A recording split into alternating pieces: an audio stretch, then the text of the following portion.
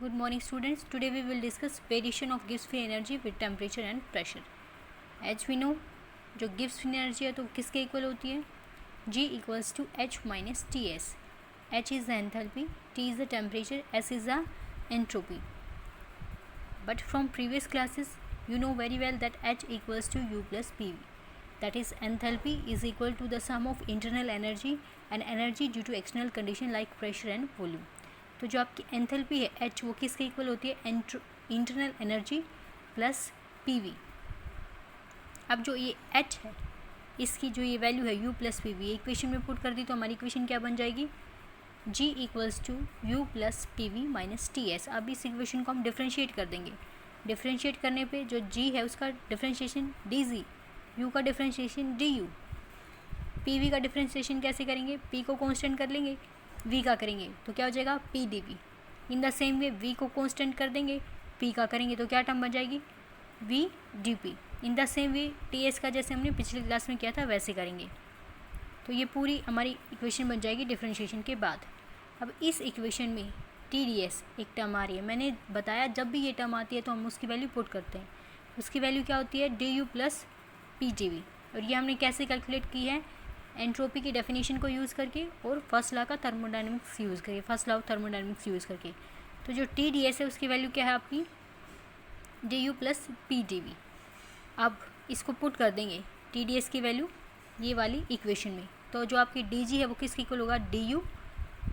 ये एस सच इससे आया है, PdV एस सच, VdP एस सच. TdS की वैल्यू पुट कर दी वो आपकी क्या है? DU. इसके सामने नेगेटिव साइन था तो ये नेगेटिव हो जाएगी. DU minus PdV minus SdT. अब इसमें DU से DU कैंसिल हो जाएगा और पॉजिटिव PdV से नेगेटिव PdV. तो हमारी इक्वेशन किस में रिड्यूस हो जाएगी? DG equals to VdP minus SdT. ये बहुत इंपॉर्टेंट इक्वेशन है बेटा, इसको लर्न करने की ज़रूरत है. इसमें क्या है? DG जो प्रेशर वॉल्यूम वाली टर्म है वो है पॉजिटिव और जो टेम्परेचर एंट्रोपी वाली टर्म है वो क्या है? नेगेटिव. जो आपका वर्क फंक्शन की इक्वेशन थी उसमें दोनों टर्म नेगेटिव थी तो आपको कुछ भी मेमोराइज़ करने की ज़रूरत नहीं है कि दोनों नेगेटिव. लेकिन इसमें आपको मेमोराइज़ करने की ज़रूरत है कि प्रेशर वॉल्यूम वाली पॉजिटिव टर्म है, एंट्रोपी वाली टर्म क्या है? आपकी नेगेटिव टर्म है. तो ये इक्वेशन आपको क्या देती है? Change in Gibbs free energy with change in pressure and change in temperature. अब हम इंडिविजुअली देखें, एक को फिक्स करके देखें और दूसरी के वर्सेस चेंज देखेंगे तो केस 1 कंसिडर करते हैं. प्रेशर कांस्टेंट कर लेंगे. प्रेशर कांस्टेंट कर लिया तो चेंज इन प्रेशर क्या है? 0. तो यहाँ से ये वाली जो टर्म है VdP क्या हो जाएगी? 0. तो जो आपकी इक्वेशन है वो कैसे रिड्यूस हो जाएगी? DG equals to minus SdT. अब इसको नीचे ले आओ तो आपकी क्या बन जाएगी? DG upon DT which is equals to minus S. और जब आप कांस्टेंट प्रेशर पे लिखेंगे तो कैसे लिखते हैं इसको? Curly G upon curly T at constant P equals to minus S. मैंने ये बताया भी था आपको कि टेम्परेचर का पार्टनर हमेशा S होगा. यानी कि आप टेम्परेचर के वर्सेस चेंज देख रहे हैं कि G में क्या चेंज आया तो उसका रिजल्ट हमेशा S आएगा. और साइन आपको याद रखना पड़ेगा कि जो DG की टर्म थी उसमें SdT वाली टर्म थी वो क्या थी? नेगेटिव. सेकेंड केस में क्या करेंगे? टेम्परेचर को कांस्टेंट कर लेंगे. टेम्परेचर कांस्टेंट है तो जो आपका DT है उसकी वैल्यू 0 है.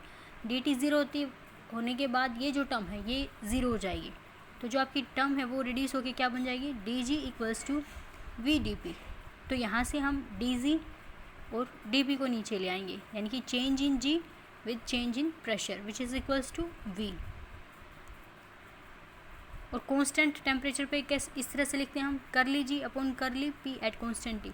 अब वेरिएशन किसके साथ देख रहे हैं हम? प्रेशर के साथ. मैंने बताया था प्रेशर का पार्टनर हमेशा वॉल्यूम है, वॉल्यूम का पार्टनर हमेशा प्रेशर है. साइन को कैसे? साइन आपको मेमोराइज रखना पड़ेगा कि ये वाला फंक्शन पॉजिटिव है. दोनों ही फंक्शन बेटा बहुत इंपॉर्टेंट है. ये competitive exam point of view से इंपॉर्टेंट है. अगर आप कभी MSc का एंट्रेंस दोगे या कोई और एंट्रेंस दोगे तो उसमें उस पॉइंट ऑफ व्यू से इंपॉर्टेंट है. अब हम करेंगे for finite change in G eight constant temperature. यानी कि DG क्या रिप्रेजेंट कर रहा है? Small change. हमें देखना है फाइनाइट चेंज प्रोसेस में तो G कॉन्स्टेंट टेम्परेचर पे कैसे उसकी वैल्यू क्या आती है. तो ये कांस्टेंट टेम्परेचर पे जब DT 0 है तो SdT वाली टर्म 0 हो गई थी तो हमारी इक्वेशन क्या रिड्यूस हो गई थी? DG equals to VdP. अब इसको इंटीग्रेट कर देंगे फाइनाइट चेंज के लिए तो आपका जो G2 है वो क्या है? Gibbs free energy in final state G1 क्या है, gives free energy in initial state. In the same way P2 क्या है, pressure in final state. P1 क्या है, pressure in initial state.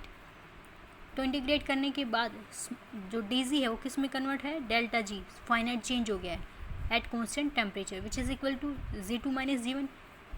G2 in final minus gives free energy in final state minus gives free energy in initial state. अब ये जो आपकी equation थी PdP, तो प्रेशर है, प्रेशर गिव्स एनर्जी में वेरिएशन टेम्परेचर और प्रेशर के कोरस्पॉन्डिंग आती है. टेम्परेचर आपने कांस्टेंट कर दिया तो बचा क्या, प्रेशर. तो P1 से P2 लिमिट में इसको क्या करा देंगे, इंटीग्रेट करा देंगे. अब जो V है यहाँ पे क्या है, VdP, तो जो वॉल्यूम है उसकी वैल्यू हम प्रेशर की फॉर्म में लेके आएंगे.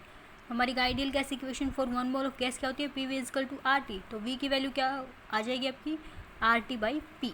तो इसको इस इक्वेशन में पुट कर देंगे यहाँ पे. तो V की वैल्यू क्या पुट करेंगे, RT/P. ये हमने यहाँ पे पुट कर दिया, RT/P. अब RT आपका क्या है, कांस्टेंट बाहर आ जाएगा, तो बचेगा क्या आपका dP/P, dP/P. और इसका integration in limits P1 to P2, और वो क्या होता है, natural log P2 upon P1, ये आता है इसका इंटीग्रेशन. तो आपकी इक्वेशन क्या बन जाएगी, delta G at constant T equals to RT natural log P2 upon P1. अब ये इक्वेशन क्या है, 1 मोल ऑफ आइडियल गैस के लिए. अगर आपने n मोल ले लिए तो क्या हो जाएगी आपकी equation, delta G at constant T equals to nRT natural log P2 upon P1. ये एक इक्वेशन है. ये किसकी फॉर्म में है, प्रेशर की फॉर्म में. अगर आपको सेम इक्वेशन वॉल्यूम की फॉर्म में लेकर आना है तो हमें पता है आइसोथर्मल प्रोसेस के लिए बोल्स लॉ ऐसे ही फॉलो होता है, P1V1 equals to P2V2. Adiabatic के लिए अलग होता था, वहाँ पे गामा यूज़ करते थे हम वॉल्यूम की पावर में. तो आइसोथर्मल प्रोसेस के लिए जो बोल्स लॉ वो क्या है, P1V1 इक्वल्स टू P2V2. तो हमारी इक्वेशन में क्या है, P2 अपॉन P1, तो हमें उसकी वैल्यू चाहिए. P2 अपॉन P1 की वैल्यू यहाँ से क्या आ जाएगी, V1 अपॉन V2. तो इसको हम पुट कर देंगे इस वैल्यू को. तो जो डेल्टा G है किसके इक्वल होगा, nRT natural log V1 upon V2. उस जब हमने वर्क फंक्शन किया था तो वहाँ पे क्या था, V2 अपॉन V1 था, वो क्या था, मैक्सिमम वर्क डन था. और यहाँ पे V1 अपॉन V2 क्यों है, क्योंकि ये नेट वर्क डन है. तो प्रेशर की फॉर्म में क्या है, P2 अपॉन P1, और वॉल्यूम की फॉर्म में क्या है, V1 अपॉन V2. अब एक क्वेश्चन है बेटा, ये इसका स्क्रीनशॉट ले लीजिए और इसको अपनी नोटबुक में सोल्व करना है. जो भी बेटा फिज़िकल केमिस्ट्री के जो भी डेरिवेशन है उसको आप एक बार नोटबुक में ज़रूर करके देखें, वरना देखने से लगता है समझ आ गया, लेकिन जैसे ही आप सोल्व करने बैठोगे, एग्ज़ाम में लिखने बैठोगे, भूल जाओगे. तो डेली का डेली आप सोल्व करते रहिए डेरिवेशन को. Enough for today, thank you.